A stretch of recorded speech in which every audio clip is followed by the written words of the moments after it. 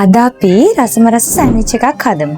මේ සෑන්ඩ්විච් එක හදන්න අපිට ඕන වෙන්නේ ප්‍රධාන වශයෙන්ම අමුද්‍රව්‍ය 3ක් වගේ ප්‍රමාණයක් විතරයි. ඉතින් අපි බලමු මේක හදන්න ඕන වෙන අමුද්‍රව්‍ය මොනවද කියලා. අද මම කුරක්කන් සෑන්ඩ්විච් පාන් තමයි පාවිච්චි කරන්නේ මේ සෑන්ඩ්විච් බ්‍රෙඩ් එක හදන්න. ඉතින් ඕගලන්ට පුළුවන් ඒ වෙනුවට සාමාන්‍ය සෑන්ඩ්විච් පාන් එක උනත් ගන්න. ඒ වගේම මෙන්න මේ වගේ චීස් තිබ්බොත් ඔයාලට ගොඩක් ලස්සනට මේක හදා ගන්න පුළුවන්. වෙන වෙන චීස් වර්ග දාලා වුණත් ඕගලන්ට මේක හදන්න පුළුවන්. ඒ වගේම මම දැන් මේ වෙලාවේ චිකන් තම්බගෙන තියෙනවා. තම්බාගත්ත චිකන් මේක හදන්න අපිට ඕන වෙනවා. ඔයා මස් මාළු කන්න නැති කෙනෙක් නම් ඔයාට පුළුවන් මේ වෙනුවට හතු උනත් පාවිච්චි කරන්න. ඊට පස්සේ අපිට ඕන වෙනවා ලුණු. ඔන්න ඔය කියන ප්‍රධාන ඉන්ග්‍රීඩියන්ට්ස් 3 පාවිච්චි කරලා තමයි අද මේ සෑන්ඩ්විච් එක අපිට හදන්න පුළුවන් වෙන්නේ. එහෙනම් අපි බලමු මේක හදන්නේ කොහොමද කියලා. මුලින්ම අපි කරන්න ඕනේ මේ සෑන්ඩ්විච් එක මැදට දාන කරි එක හදාගන්න එක. කරි එක හදාගන්න හරිම ලේසි. අර මම කපාගත්ත ලුණු සහ චිකන් පාවිච්චි කරලා තමයි මේ කරි එක අපිට හදාගන්න පුළුවන් වෙන්නේ.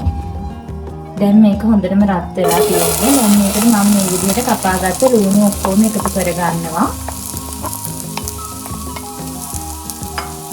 ඊට පස්සේ මේ විදිහට මේක තෙලෙන් පොඩ්ඩක් රත් වෙන්න තියන්න ඕනේ. දැන් ලුණු ටික දැම්මට පස්සේ මම අර වෙලාවේ තම්බගත්ත චිකන් ටිකක් තිබ්බේ. අන්න ඒ ටික මම එකතු කරගන්නවා. ඊට පස්සේ මේ දෙක හොඳට මේ විදිහට පොඩ්ඩක් මික්ස් කරගන්න ඕනේ. ඔයගලන්ට මම කිව්වා ඔයගලන්ට චිකන් නැත්නම් මේ වෙලාවේ හතු වගේ දෙයක් ඔයා වෙජිටේරියන් කෙනෙක් නම් මේක හතු එකතු කරගන්න පුළුවන්. ගෙදර චිකන් නැත්නම් සාමාන්‍ය ලුණු කරි එකක් විදිහට මේක ඔයගලන්ට හදා ගන්න පුළුවන්. මේ වෙලාවේ මම මේක අඩු ගින්දරෙත් නෙමෙයි වැඩි ගින්දරෙත් නෙමෙයි මද ගින්දරේ තමයි මේක හදාගන්නේ. දැන් මම මේ වෙලාවේ මේකට එකතු කරගන්නවා කෑලි මිරිස් පොඩ්ඩක්.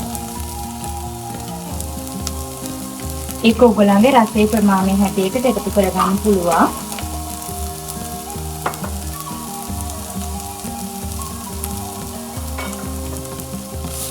කෑලි මිරිස් දාලා මේ විදිහට මේක පොඩ්ඩක් ආයෙ මික්ස් කරලා මේක පොඩ්ඩක් සැර සහ ලුණු තියෙන්න ඕන නිසා මම මේකට ගම්දිරිස් සහ ලුණු මේ වෙලාවේ එකතු කරගන්නවා.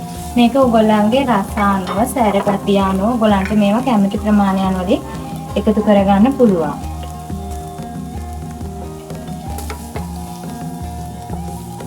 සාමාන්‍යයෙන් ඔයගොල්ලෝ ගෙදර අර මොනවා හරි හාල් මිස්සෝ කරවල තෙල් දාන්න යන්නේ ඒ විදිහට වගේ තමයි මේ කරි එක අපි හදා ගන්න ඕනේ. මම මේ වෙලාවේ මේකට තක්කාලි සෝස් චුට්ටක් එකතු කරගන්නවා.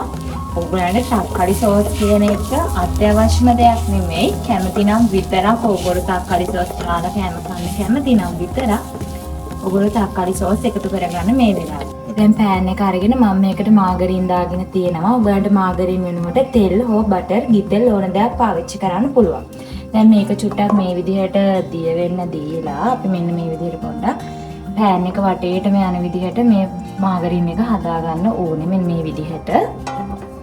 දැන් අපි මේ විදිහට එක සෑන්ඩ්විච් පාන් එකක් මේ විදිහට තියලා මේක උඩට අපි අර හදාගත්ත කරි එක තියෙන්නේ.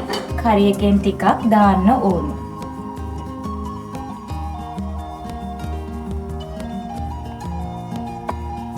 මෙන්න මේ විදිහට තමයි දාගන්නේ. ඒ දාගත්තට පස්සේ ඔයාලන්ට කිව්වේ අපිට චීස් ඕන වෙනවා කියලා. මම ගත්තේ මේ චීස් එක. මේක හරි පහසුයි මේ කෑම එක හදන්න.